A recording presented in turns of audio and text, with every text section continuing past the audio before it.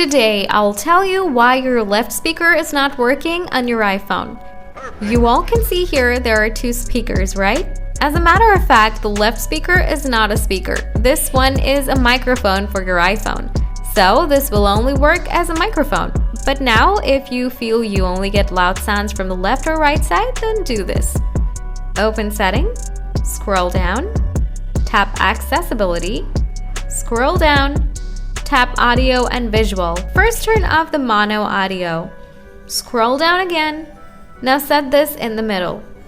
Once you set this, you will get the perfect audio balance for your iPhone.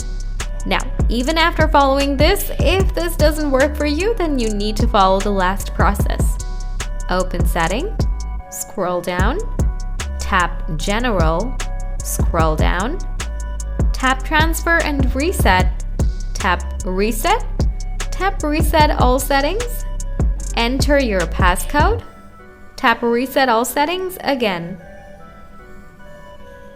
Now, doing this process will help you to solve your software-related issues, but if this problem happens for hardware, then you need to go to Apple Care.